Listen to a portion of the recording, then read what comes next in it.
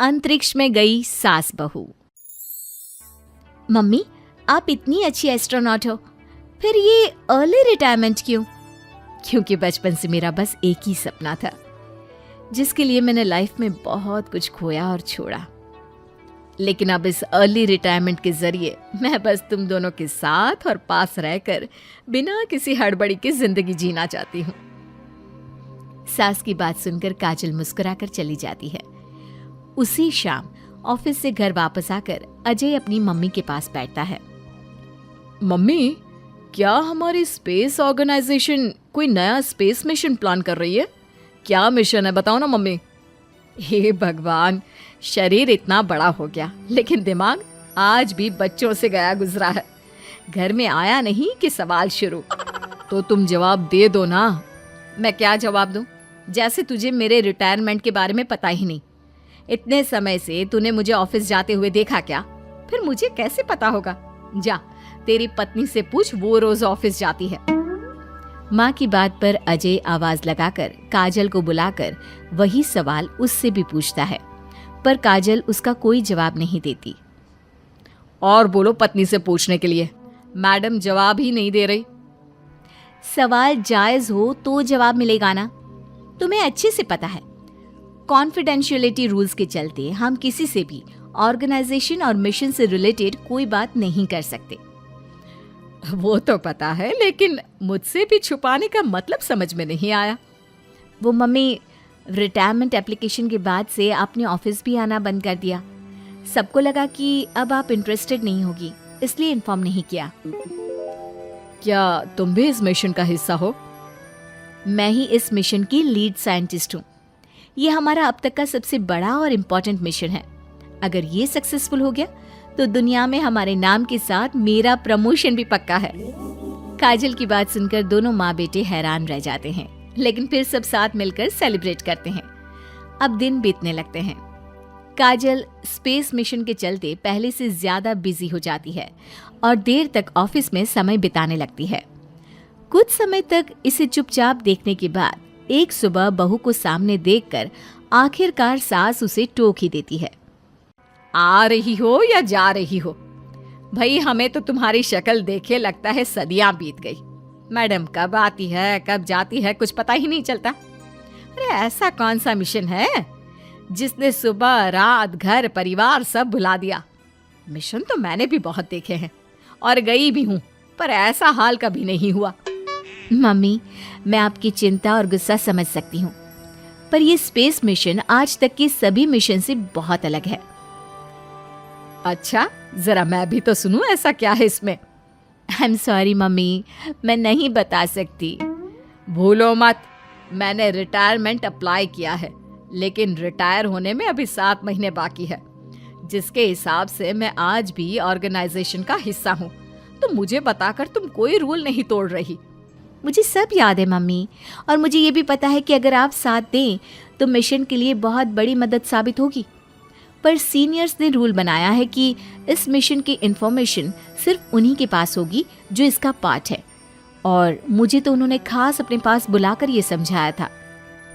बहू की बात सुनकर सास सोच में पड़ जाती है और अगले दिन खुद भी ऑफिस पहुंच जाती है। ओहो, क्या बात है मैडम, रिटायरमेंट के एप्लीकेशन के बाद तो आपने दर्शन देने भी बंद कर दिए। अरे सर, अगर ईद का चांद रोज निकला करता तो क्या उसका स्वागत इतने जश्न से होता? इस पर सीनियर भी हंसने लगते हैं और दोनों कैबिन में जाकर बैठ जाते हैं, जहां सास बातों बातों में नए स्पेस मिशन के बारे में पूछती हैं। वो उन्हें मिशन के बारे में सब कुछ बताकर तुरंत एक इमरजेंसी मीटिंग बुला लेते हैं, जिसमें साइंटिस्ट की टीम और काजल के साथ एस्ट्रोनॉट्स की पूरी टीम भी होती है। तो ये है हमारी टीम, जो सब कुछ भूल कर दिन रात इसी मिशन पर काम कर रही है। अगर आप भी हमें ज्वाइन कर ले तो सोने पर सुहागा हो जाएगा।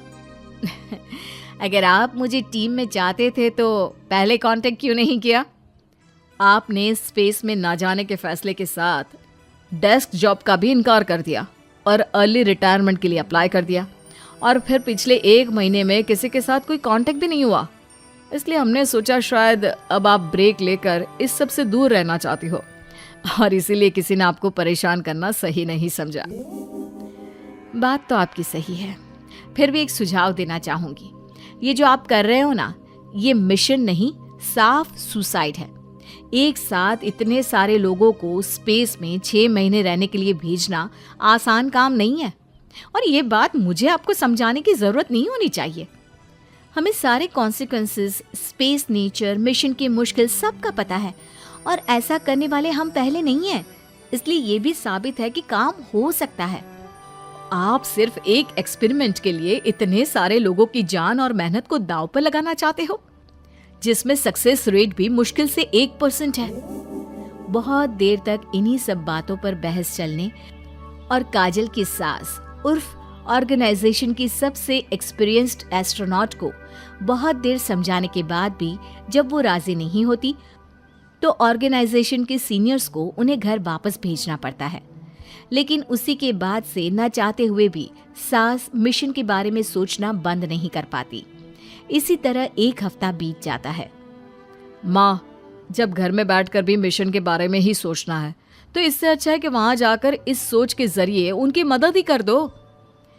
उन्हें ऑफिस में नहीं, स्पेस में जाने के लिए मेरी जरूरत है। वो चाहते हैं कि मैं हेड एस्ट्रोनॉट बनकर बाकी सबके साथ स्पेस में जाऊं।